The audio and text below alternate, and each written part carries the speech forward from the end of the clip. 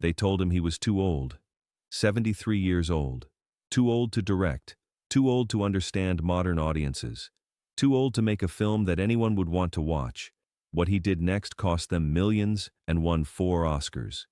But this wasn't just about age. This was about something Hollywood refuses to admit even today. And the studios that rejected him? They're still trying to explain how they missed the most obvious bet in cinema history. Spring 2003. Beverly Hills. Conference rooms filled with studio executives reviewing scripts. One particular screenplay kept landing on desks across Hollywood. $1 Million Baby. A story about an aging boxing trainer, a female fighter with an impossible dream, and an ending that would make audiences cry. The script was brilliant. Everyone agreed on that. But there was a problem. The director attached to the project was Clint Eastwood, and Clint Eastwood was 73 years old. Universal Studios was first. Their development executive read the script over a weekend, loved it, called a Monday morning meeting to discuss moving forward. Then someone asked the question, "How old is Eastwood now?" 73. The room went quiet. "That's too old," someone said. "What if something happens during production? What if he can't handle the schedule? What if his vision isn't relevant anymore?" The executive who'd championed the script tried to push back. "This is Clint Eastwood, Unforgiven, The Bridges of Madison County, Oscar winner. He knows what he's doing." "That was 10 years ago," came the response. "The industry has changed. Audiences have changed. We need someone with their finger on the pulse, someone who understands what people want to see now." "The script is incredible." "The script is depressing," someone else chimed in. "A female boxer, who wants to watch that? And the ending? Nobody wants to see that kind of darkness. Audiences want hope. They want uplift. This is a downer."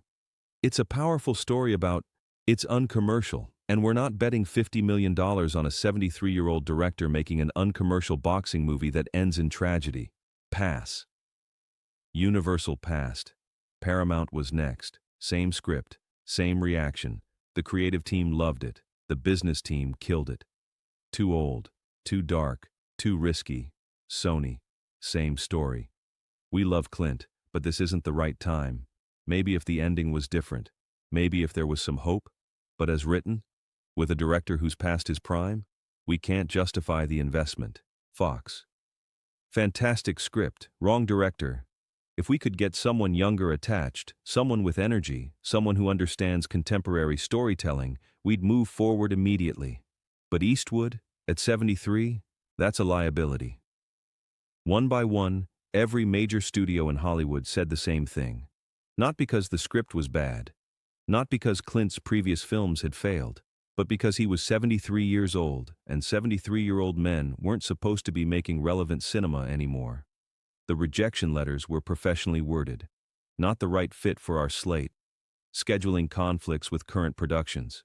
Budget concerns in the current market. But the real message was clear. You're too old. Now here's what those studios didn't know about Clint Eastwood. Rejection didn't discourage him. It focused him. Every "too old" made him more determined. Every "too risky" made him more certain this story needed to be told. Every uncommercial convinced him that commercial considerations had become an excuse for cowardice.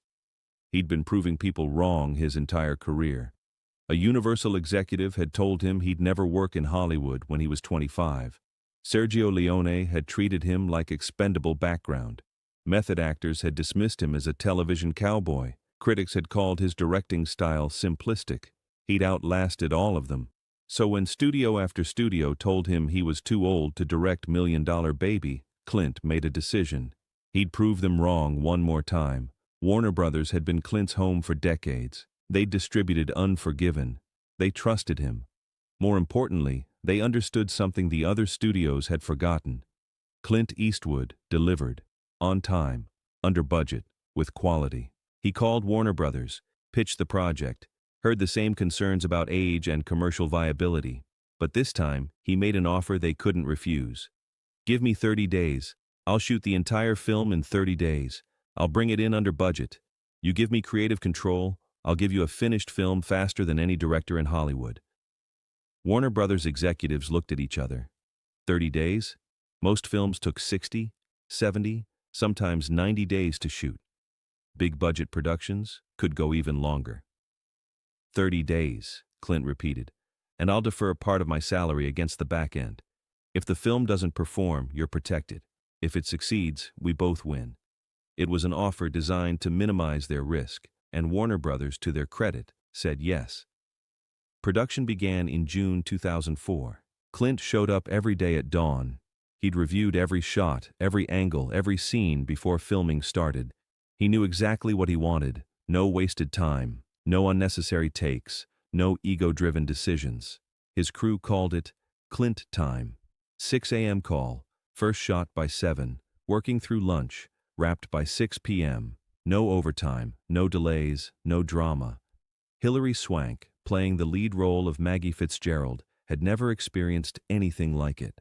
She'd come from big-budget productions where directors took hours to set up shots, where actors did 15 takes for a single line, where entire days were lost to creative indecision. With Clint, they rehearsed once, shot twice, moved on. "Is that it?" she asked after her first major scene. "Did you have something different you wanted to try?" Clint responded. "No, most directors want to do it again and again." "Why? You got it right. Let's keep moving." Morgan Freeman, playing Eddie Scrap Iron Dupree, had worked with Clint before. He'd warned Hilary what to expect. He trusts you. He hires you because he believes you know your character. Then he lets you do your job. No micromanaging, no overthinking, just truth. 29 days later, they wrapped production. Not 30 days. 29, under budget, ahead of schedule, with performances that would go on to win Academy Awards. The executives at Warner Brothers who'd greenlit the project started feeling very good about their decision. The executives at Universal, Paramount, Sony, and Fox, who'd passed on it, started feeling very nervous. Because early word was spreading through Hollywood. Clint's new film was special. Really special. December 2004. $1 Million Baby premiered in limited release. Critics saw it first. The response was immediate and overwhelming. A masterpiece. Clint Eastwood's best work. Devastating, powerful, unforgettable. Proof that great filmmaking has nothing to do with age and everything to do with vision. The film expanded to wide release. Audiences who supposedly wanted hope and uplift packed theaters to watch a dark, tragic story about a female boxer and her aging trainer. They cried. They left in silence. They told everyone they knew to see it. Box office numbers climbed. 50 million domestic, then 75, then 100. International audiences embraced it. By the end of its run, $1 Million Baby had grossed over $200 million worldwide. On a budget of $30 million. Shot in 29 days. By a 73-year-old director who was too old to understand modern audiences. January 2005, Oscar nominations were announced. $1 Million Baby received 7 nominations, including Best Picture, Best Director, Best Actress, Best Supporting Actor. February 2005, Oscar night, Kodak Theater. The biggest night in Hollywood. Best Supporting Actor, Morgan Freeman. Best Actress, Hilary Swank. Best Director, Clint Eastwood. Best Picture, $1 Million Baby. 4 Oscars, including the 2 most prestigious awards in cinema. Clint walked to the stage to accept Best Director. 74 years old now. Looking exactly like what he was, a man who'd spent 50 years proving doubters wrong. His acceptance speech was characteristically brief. He thanked his cast, his crew, Warner Brothers, for believing in the project. He didn't mention the studios that had passed. He didn't mention the too old comments. He didn't need to. The scoreboard spoke for itself. But backstage, away from cameras, the story was different. Entertainment reporters cornered executives from the studios that had rejected the project. The questions were pointed. How does it feel knowing you passed on a Best Picture winner? Do you regret not moving forward with Clint Eastwood? What was your reasoning for saying no to this project? The executives gave carefully crafted responses. We had different priorities at the time. Our slate was already full. We're thrilled for Clint's success.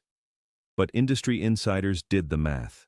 Warner Brothers had invested $30 million and earned $200 million, plus 4 Oscars, plus immeasurable prestige. The film had revitalized careers, launched new ones, and reminded Hollywood what powerful storytelling looked like. The studios that had passed, they'd invested zero and earned zero. Worse, they'd publicly demonstrated that they'd rather play it safe than trust proven talent, that they'd rather follow market research than instinct, that they valued youth over experience. The cost wasn't just financial, it was reputational. Within weeks, stories leaked. Industry reporters dug up the rejection letters, the meeting notes, the too old comments. Entertainment magazines ran features on Hollywood's biggest missed opportunities. Million Dollar Baby became the cautionary tale executives tell about the danger of conventional thinking. One particular executive at Universal, the first studio to pass, found his judgment questioned in every subsequent pitch meeting. Isn't this the guy who passed on Million Dollar Baby because Eastwood was too old? He lasted 18 months before pursuing other opportunities. But the impact went beyond individual careers. Million Dollar Baby forced Hollywood to confront its age bias, not just in directing, but across the industry. If a 73-year-old man could direct a Best Picture winner, shoot it faster than directors half his age, and deliver a film that resonated with audiences of all demographics, what did that say about the industry's obsession with youth? It said the industry was wrong. Not about everything, but about the assumption that vision, talent, and relevance had an expiration date. Clint didn't stop. Million Dollar Baby wasn't his swan song. It was a middle chapter. He went on to direct Letters from Iwo Jima at 76, Gran Torino at 78, American Sniper at 84. Each film successful. Each film proving the same point. Great filmmaking doesn't retire at 65. Years later, in an interview, Clint was asked about the studios that had rejected Million Dollar Baby. His response was measured. No bitterness, no anger, just clarity. They were afraid, not of the story, not even of my age. They were afraid of making a decision that didn't fit their formula. Hollywood runs on formulas now. Young director for young audience, hopeful ending for hopeful market, safe bet for safe return. But great films don't come from formulas, they come from taking risks. The interviewer pressed. Did it bother you that they said you were too old? Clint smiled. That slight smile that had become famous over 5 decades.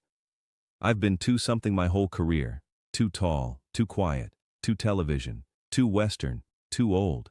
Every time someone tells me I'm too something, it just means they're not thinking big enough. Today, Million Dollar Baby is considered one of the greatest films of the 21st century. It's studied in film schools, referenced in documentaries, included in every discussion of Clint Eastwood's legacy, and it almost didn't get made, because 73 was too old. The executives who passed on it have moved on to other studios, other projects, other missed opportunities. But the story follows them. The industry has a long memory for expensive mistakes. Warner Brothers, on the other hand, still works with Clint, still trusts his instincts, still knows that sometimes the safest bet is the experienced filmmaker everyone else underestimates. The lesson isn't subtle. Talent doesn't have an expiration date. Vision doesn't retire. Experience isn't a liability. And the moment you start making decisions based on what's safe rather than what's right, you've already lost. Million Dollar Baby didn't just win Oscars. It proved that the most dangerous assumption in Hollywood is assuming someone's best work is behind them. Because sometimes the best work comes after everyone else has stopped believing. And sometimes being too old just means you're experienced enough to know what really matters.